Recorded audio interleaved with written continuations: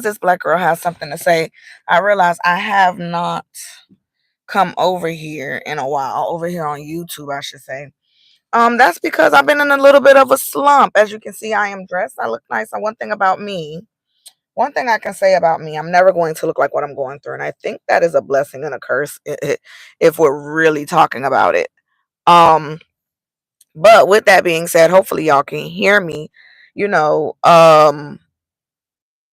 April, what is today? Today is the 29th.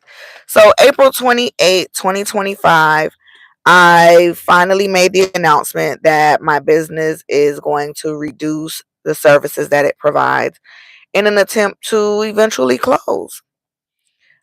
I feel like the best space to share this would be YouTube because there's a different community over here and a different level of support and not just inquisitive, like not just like wanting to know, right? Sharing over here means that um I can have more of a long form explanation, I guess you could say. And so my business is Top Notch Eyewear. Top Notch Eyewear started in 2013.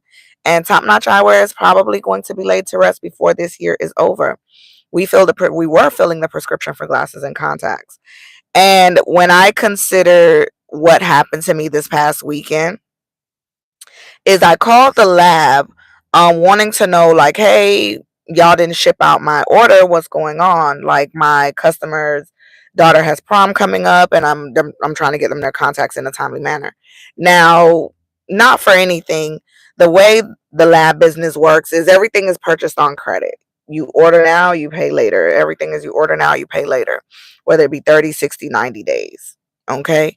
So net 30, net 60, net 20, whatever. Like you have time to pay net 120, whatever. So I placed the order, I want to say last Wednesday, for the contacts to come on Thursday. I also noticed that the contact lenses that I pay that the price had also doubled.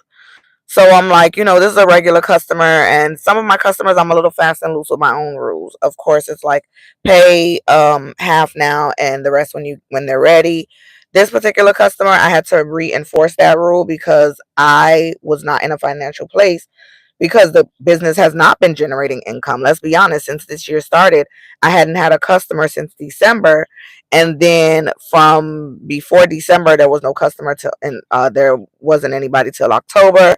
And then prior to that, let me see, October, September. So we're talking about over the course of my time being in business, even with price increases and things changing, going from solely mobile and in person to private ordering to creating my own frame line to our specialty being high prescriptions. Like there's a variety of things that has changed over the dynamic of the years of my business, even going from never ordering glasses online to being able to allow people to order glasses online. A lot has changed within the industry. And the one thing that has changed the most is the economy.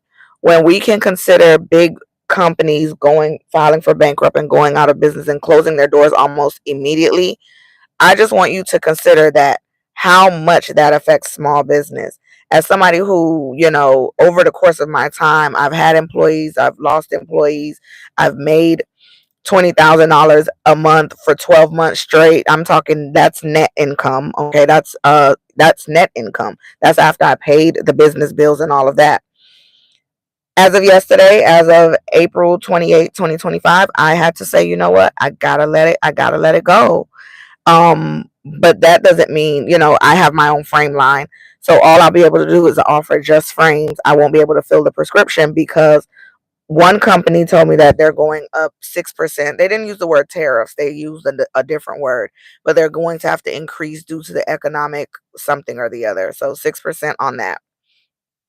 Then contact lenses have increased about 22%. I can't foot the bill. And the thing about it is, it's an unethical practice for me to quote somebody one price and then for them to actually get it, they would have to pay more.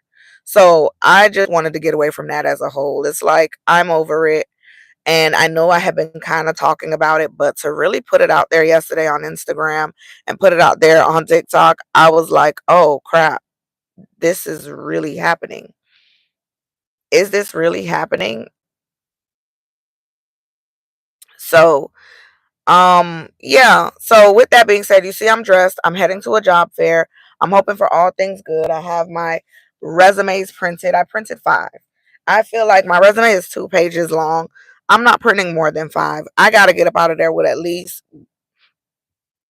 a job. It's a 2-day job fair, which to me is insane because who is there going to be different people there on the 2 days that y'all are going to make me come for 2 days, or am I is my chances more likely if I just go 2 days and it's the same companies? Like, what is up with that? Are y'all hiring or no? Um been on the job market, been in the job hunt for the better part of coming up to 2 years now. Coming up to 2 years. I started looking 2024. Let me see, January 2024, I started looking when I knew my contract was going to end. I look so cute. When I knew my contract was going to end in June of 2024. And I don't even want to talk about it so much over here. Like, I'll probably talk about it more on Patreon. But let's just say this is why you don't let people spin the block. And I think I did talk about it over here. I'm not sure. I can't remember. I have to go back and look. Because y'all know I create content for me. I watch my own content. Like, I create content for me and I watch my own content. And so, yeah, when I'm thinking about the fact that why would these people spin the block on me and give me less than what I was making before I left? When I left, a carton of 12 eggs was $3. I'm coming back, a carton of 12 eggs is like 14 bucks. Like, please get out of here. When I left, when my contract ended, my mortgage was 1350. Y'all want me to come back, offer me less, and my mortgage is now 1753. Like, come on now. I wouldn't even be able to get that job and play catch up at where I'm at right now, considering that May is in a day. May is about to be here, and may everything work out, because what are we even doing? Seriously, what are we even doing? Like, what is the purpose of all of the my car just shifted to park. I didn't realize it wasn't in park. But when I think about, the merry-go-round that is looking for a job, not getting the job, applying to the job, revising the resumes, I stopped revising the resumes when I realized they ain't looking at them resumes. They will call you and ask you everything under the sun about this damn resume. They not looking at them resumes. Okay. So I stopped revising the resume. Either you can see that I have the experience and call it transferable skills, or you just gonna move on. I'm not revising. I'm not gonna be on my 1000th resume trying to make them believe that, oh yeah, I'm a good fit. I'm not doing it. So I'm thinking about, all of the things that I've accomplished, all of the things that I've done. And y'all know it wouldn't be a Black Girl Say Something moment if I didn't leave you with a little bit of encouragement. Because when I'm leaving you with the encouragement, just know that I'm encouraging myself. So I'm in this place where I'm reflective over my life and I'm writing down all of the good things that I've done. So this way I don't allow myself to focus on the not so good things that are coming out of like these situations. And when I say these situations, I'm talking about like a job not seeing your worth, or not, not being able to afford these bills that's going to keep coming. The people don't care that the economy is bad. They have a job. Okay. And their job is to collect their money. So, um, I'm writing down all of the good things. I'm mentally preparing myself to not feel sad every day. Because it really hit home the reality of saying, "Oh my God, the business that I've created for so long, the business that I've often called my second child, is one that I got to let go." And I have to be able to recognize that this is a place. Does it feel peaceful? It doesn't. It actually feels very, it hurts. It hurts. It hurts that I've tried to weather the storm as it relates to my business. It also hurts that I don't want to afford anyone an explanation if you haven't purchased from us in the last 6 months. The thing about it is, what people don't have a certain level of grace when they consider how hard small business owners have to work to maintain just the small business, just to maintain the back office. Whether you get 10 sales or 0 sales, you still have business bills. Whether you get 1 sale or 2 sales, and especially when you only generate business income, not working a second job. I went full time in 2017. My business started in 2013. I went full time in 2017, and I was fortunate to really grow and make money, right? And pay my bills and take care of myself and just see the business generate the income. And I would always say I'm in between contracts and business deals because I was always one business deal away from being able to make my mortgage.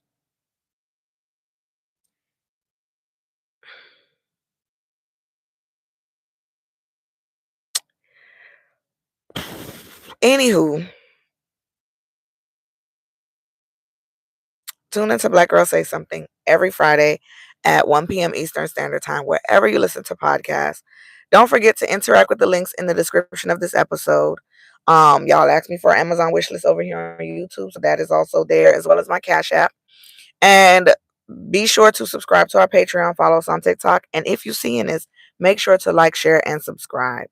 Until next time, thank you for tuning in because this Black girl has something to say.